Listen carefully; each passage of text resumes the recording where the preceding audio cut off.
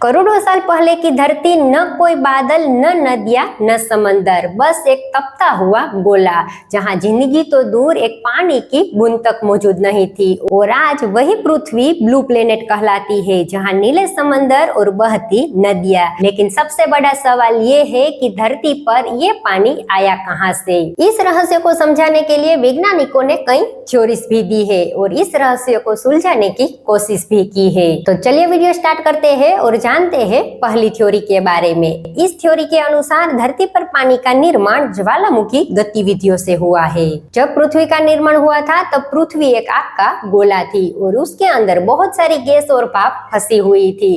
धीरे धीरे धरती ठंडी होने लगी और उस पर कठोर परत बनने लगी। लेकिन धरती के अंदर अब भी ज्यादा गर्मी, मैग्मा और गैस फंसी हुई थी। यह गर्मी बाहर निकलने लगी और उसी कारण जमीन के अलग अलग हिस्सों से ज्वालामुखी फटने लगे। इन विस्फोटों से गैस और बहुत बड़ी मात्रा में भाप बाहर निकली। ये भाप ऊपर जाकर वातावरण में इकट्ठा हुई और धीरे धीरे ठंडी होकर बादलों में बदल गई। करोड़ों साल तक लगातार बारिश होती रही और इस बारिश से नदियां, झीलें और महासागर बने। इसके अलावा ज्वालामुखी से निकली गैस में हाइड्रोजन और ऑक्सीजन भी मौजूद थे। जब ये दोनों आपस में मिले तो उन्होंने पानी बनाया और धरती पर पानी की मात्रा बढ़ाने में योगदान दिया। लेकिन वैज्ञानिकों का मानना है कि सिर्फ ज्वालामुखी गैसों से बने बादलों से करोड़ों साल तक लगातार बारिश होना संभव नहीं था। यही वजह है कि इसे परफेक्ट नहीं माना जाता। इसी वजह से दूसरी थ्योरी भी सामने आती है। दूसरी थ्योरी कहती है कि जब पृथ्वी का निर्माण हो रहा था उस समय अंतरिक्ष से लाखों धूमकेतु और उल्कापिंड टकराए। धूमकेतु मुख्य रूप से आइस एंड गैस से बने होते हैं। जब ये पृथ्वी से टकराए तो बर्फ पिघलकर पानी में बदल गई। इस थ्योरी को भी पूरी तरह से सही नहीं माना जाता है, क्योंकि धूमकेतु का पानी धरती के पानी से मेल नहीं खाता है।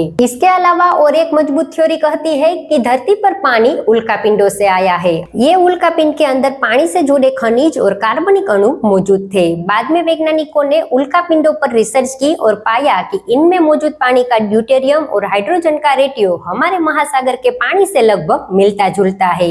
इसी वजह से वैज्ञानिकों का मानना है कि धरती का ज्यादातर पानी उल्कापिंडों से आया है। हाल में ही वैज्ञानिकों ने एक नई थ्योरी दी है। उनका कहना है कि सोलर विंड जो सूरज से लगातार निकलती रहती है, उनमें मौजूद हाइड्रोजन कण जब अंतरिक्ष की धूल और पत्थरों से टकराए तो उन्होंने ऑक्सीजन के साथ मिलकर पानी के अणु बनाए।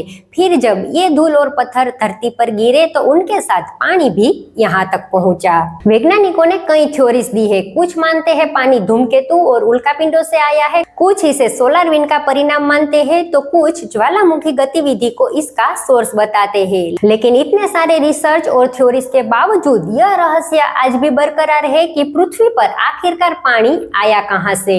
आज का वीडियो यहीं पे समाप्त करते हैं, फिर मिलेंगे कुछ नए वीडियो के साथ।